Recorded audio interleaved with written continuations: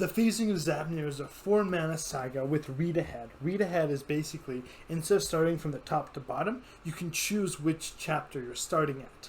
So the first and the second chapter is another target non-land permanent phases out. It can't phase in for as long as you control the Phasing of Zapnir. And then the third chapter is destroy all creatures. For each creature destroyed this way, its controller creates a 2/2 black Phyrexian token.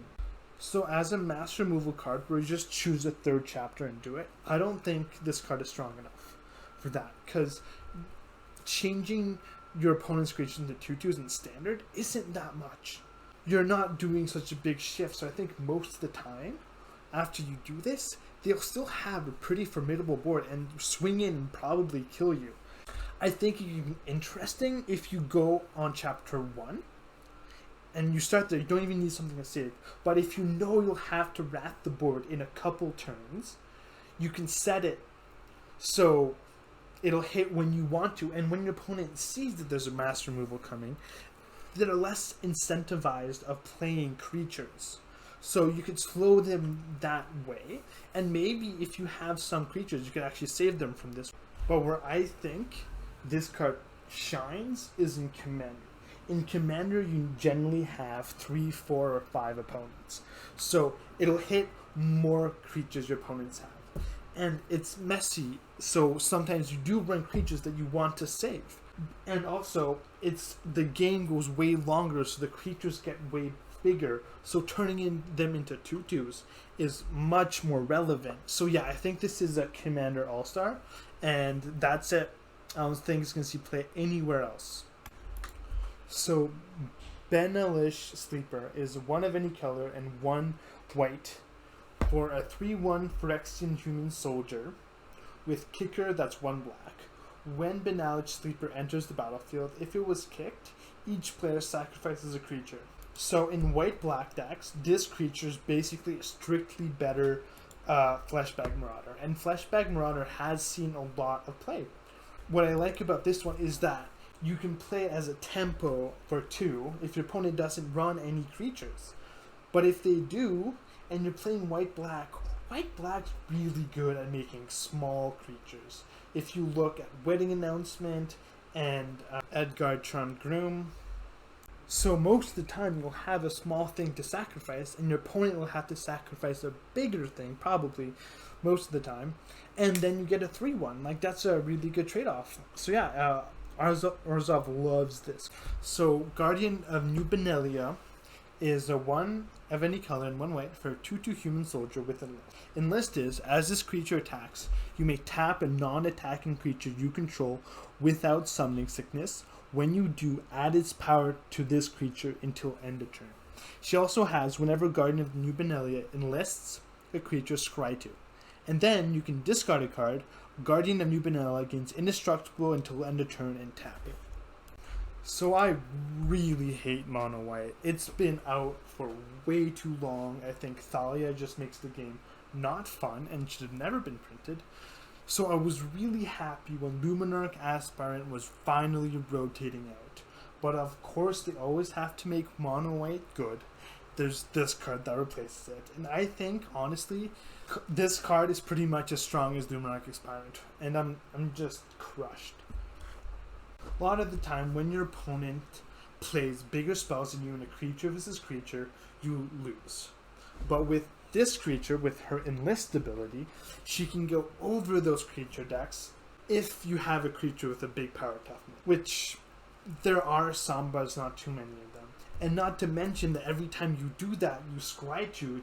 But the best part is the last ability. The last ability makes this card super annoying. You make it really big, and then your opponents will have to trade to keep up.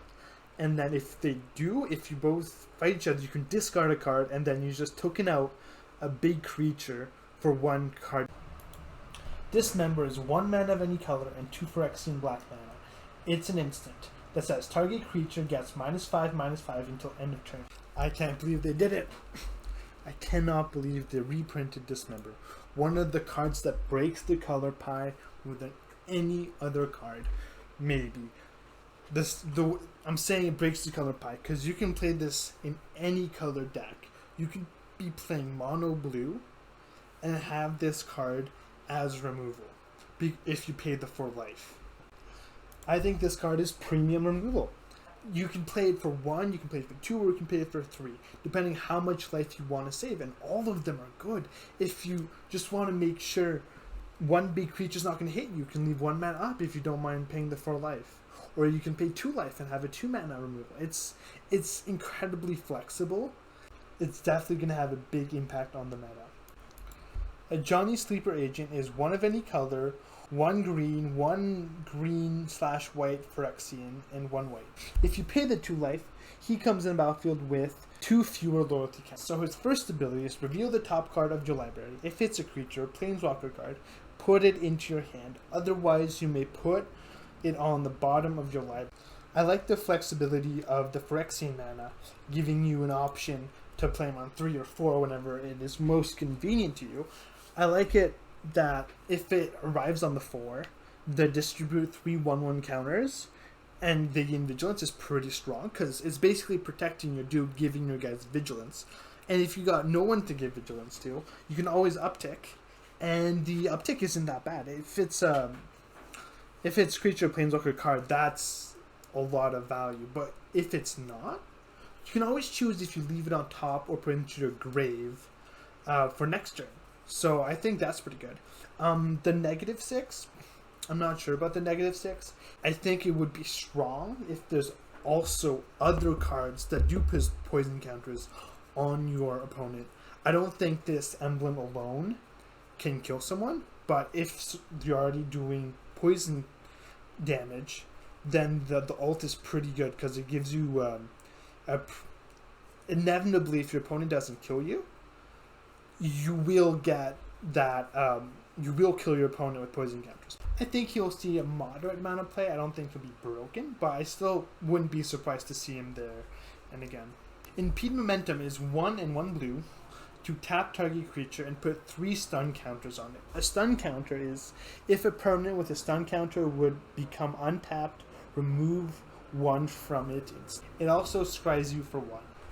So this card's actually pretty nifty. Like, I think some control decks would like to do this. Let's say you had a creature that all its value came from it attacking or blocking. You put this on a creature, he's tapped for a while. Like, he will not do anything. And then the scry, just extra gravy on it. So I think this card might see a bit of play. Nothing crazy. I don't think it's in every blue deck. But if you want to gain some time against the aggressive decks, this is okay way of doing it. If I'm looking at red-white, the problem is sorcery speed. If this card was instant speed, it would be much better. Well, obviously, you can say that for a lot of cards. So if you're playing against like red-white, they might have already hit you and already got some value, so the card would be a bit late. But then it'll stop. It'll save you a bunch of life later. Like, let's say they had like a Cavalier, the Sunset Cavalier, and if you really look at it, you block him from attacking 3 times in a row. So you would gain 9 life in total because that card would, and 2 mana gain 9 life is not bad. Also works on the Kaiju. Raha Firebrand is 1 of any color and 1 red for a 3/1 human warrior. It has whenever Radha Firebrand attacks, target creature defending player controls with power less than Radha Firebrand, power can't block this turn. As domain 6, Radha Firebrand gets +2/+2 until end of turn. This ability costs 1 less to activate for each basic land type among lands you control. Activate only once each turn. I think this card is busted. It absolutely doesn't need both abilities. If it had one or the other, it would still be a strong card. But normally when you see a 3/1, you're kind of afraid that like the 1/1's going to block it, but not Radha. Because Radha can make that 1/1 not be able to block, so she becomes a much more serious threat. She becomes harder to deal with. And then if you are running her in like even a 3-color deck, paying 3 mana to up her to a 5/3 is crazy strong if they have another big creature trying to block. Because you can just take out an entire creature from combat and swing with your whole party, and you'll probably win that game. The world spell is 5 of any color and 2 green for a saga that has read ahead, so you can choose whatever chapter you want. The first and second chapter are look at the top 7 cards of your library. You may reveal a non-saga permanent card from among them and put it into your hand. Put the rest on the bottom of your library in a random order. And then the last chapter is put up to 2 non-saga permanent cards from your hand onto the battlefield. Just imagine Titan Industry with this card. You can pay 7 mana, you put down the world spell, you choose the third saga, and then you put 2 Titans of Industry down. 2 of them. So you would get all of these abilities twice. So if you're low, you can gain 10 life. If there's no way you lose that game. There is no way you lose that game. And if you don't have them in your hand, you can always find them with the first 2 chapters. So yeah, I think this card is gonna see play if there's a ramp deck, and is gonna be the reason that the ramp deck will see play. So Braid's Arisen Nightmare is 1 of any color and 2 black for a 3/3 legendary creature Nightmare. She has, at the beginning of your end step, you may sacrifice an artifact, creature, enchantment, land, or planeswalker. If you do, each opponent may sacrifice a permanent that shares the type with it. For each opponent who doesn't, that player loses 2 life and you draw a card. So this card's not too bad in sacrifice-focused decks. The only deck I can think of is Anvil, and I think it'd be pretty good in Anvil.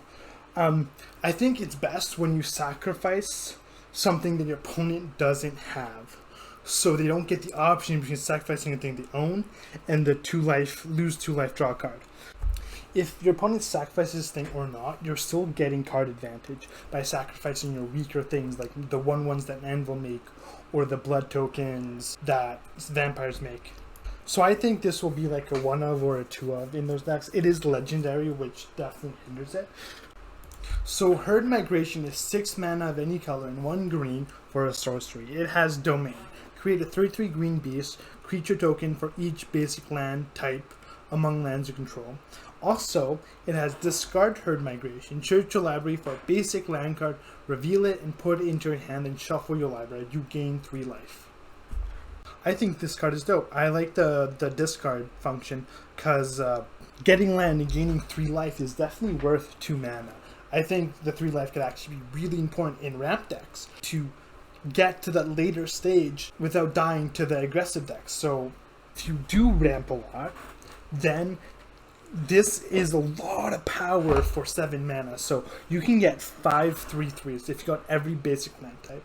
And you should have every basic land type in your deck because the bottom of this card gets you different lands, so it makes it easier to get 15/15 power for 7 mana. So yeah, this card is good in the beginning when you need mana, and then it's good at the end when you have mana. So Namada Primeval Warden is a 2 mana of any color, 1 green, 1 black for a 3/4 legendary tree folk. It has reach. If a creature an opponent would control would die, exile it instead. When you do, create a 1/1 green sapling token. It also has 1 green mana, sacrifice a sapling. Namada Primeval Warden gets +2/+2 until end of turn. And 2 mana, 1 in the black, sacrifice 2 saplings, draw a card. So this card is really similar to Kalitas Trader of Get, because both of them get creatures when opponent's creature dies, and then they can sacrifice those creatures that they make to get an ability. Namada gets 1/1 instead of 2/2s, but it can sacrifice them to draw and pump when Kalitas can only pump himself. So I think they're pretty much equal strength. And Kalitas was really powerful. He was a really strong card that saw a lot of play. So I'm hoping this card sees a much play because I think it's pretty good. So Green Widow of Llanowar is a 3 mana, 4/3 with reach and trample. Also has the domain. It's 7 of any color and 1 green. Return Green Widow of Llanowar from your graveyard to the battlefield tapped. It gains if this permanent will leave the battlefield, exile it instead of putting anywhere else. This ability costs 1 less to activate for each basic land type among lands you control. This guy is fairly statted for his cost, so you don't even need the last ability for him to be a strong card. But I do believe you need at least 3 colors. The more the better, but you need at least 3 colors, because playing him back for 5 mana isn't the worst. Sometimes you would need a reach creature and so you can save you that direction. But if you're running 5 color, getting it back for 3 mana is really strong. Thank you guys so much for watching. I'm very new to this, so liking and subscribing would be so perfect. And also all the tips that you guys can give is nice, because I'm still figuring things out. But thanks.